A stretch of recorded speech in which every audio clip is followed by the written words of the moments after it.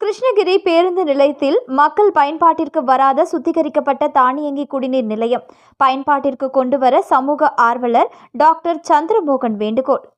கிருஷ்ணகிரி மாவட்டத்தில் நாடாளுமன்ற தொகுதி 2022-2023 ஆண்டிற்கான வளர்ச்சி நிதியின் கீழ் கிருஷ்ணகிரி முன்னாள் நாடாளுமன்ற உறுப்பினர் டாக்டர் செல்வகுமார் முயற்சியில் கிருஷ்ணகிரி பேருந்து நிலையத்தில் சுத்திகரிக்கப்பட்ட தானியங்கி குடிநீர் வழங்கும் இயந்திரம் பொருத்தப்பட்டு மக்களுக்கு குடிநீர் ₹1 லிட்டர், ₹5 20 லிட்டர் என்கிற விகிதாச்சாரத்தில் தானியங்கி இயந்திரத்தின் மூலம் குடிநீரை பெற்று பயணிகள் மற்றும் பொதுமக்கள் பயன்படுத்தி வந்தனர். இந்த நிலையில் சமீப காலமாக சுத்திகரிக்கப்பட்ட தானியங்கி குடிநீர் வழங்கும் இயந்திரம் தற்பொழுது உடைக்கப்பட்டு சேதமடைந்த நிலையில் காணப்படுகிறது.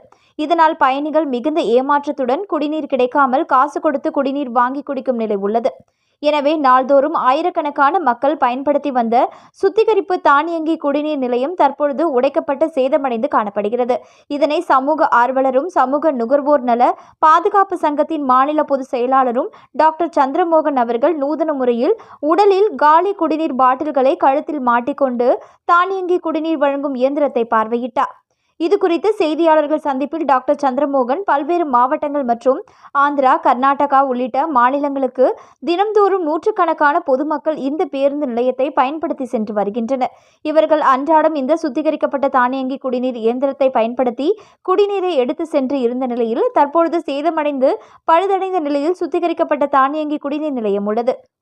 இது சம்பந்தமாக நகராட்சி ஆணையாளர் மற்றும் நகரமன்ற தலைவருக்கு புகார் மனு அனுப்பியும் நடவடிக்கை இதுவரை எடுக்கப்படவில்லை. எனவே மக்கள் நலன் கருதி கிருஷ்ணகிரி மாவட்ட ஆட்சியர் அவர்கள் உடனடியாக இதன் மீது கவனத்தை செலுத்தி சுத்திகரிக்கப்பட்ட தானியங்கி குடிநீர் நிலையத்தை மக்களின் பயன்பாட்டிற்கு கொண்டுவர நுகர்வோர் நல பாதுகாப்பு சங்கத்தின் சார்பில் கேட்டுக்கொள்கிறேன். இவ்வாறு டாக்டர் சந்திரமோகன் செய்தியாளர் சந்திப்பில் கூறினார்.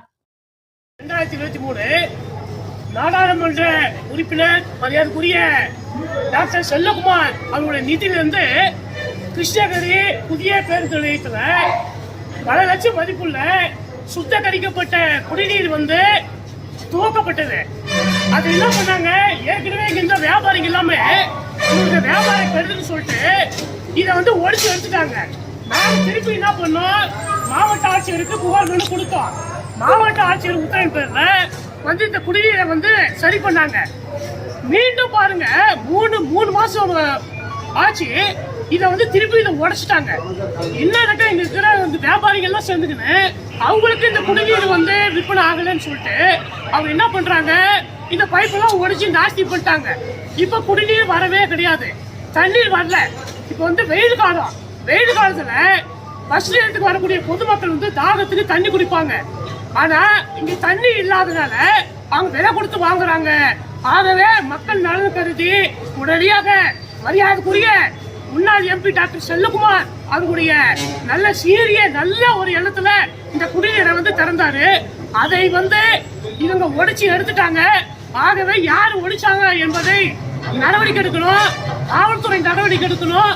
அதே போல 3 மாசம் ஏன் இங்க தண்ணி வரல, பல லட்சம் மதிப்புள்ள இந்த சுத்திகரிக்கப்பட்ட குடிநீரை இவங்க ஒடிச்சு எடுத்துட்டாங்க.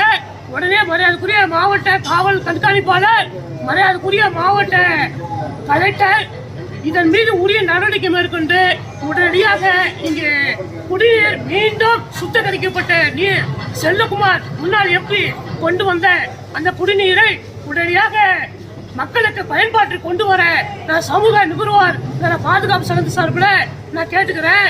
இது சம்பந்தமாக கிருஷ்ணகிரி நகராட்சி சேர்மன் நகர்மன்ற தலைவருக்கு நான் சொன்னேன்.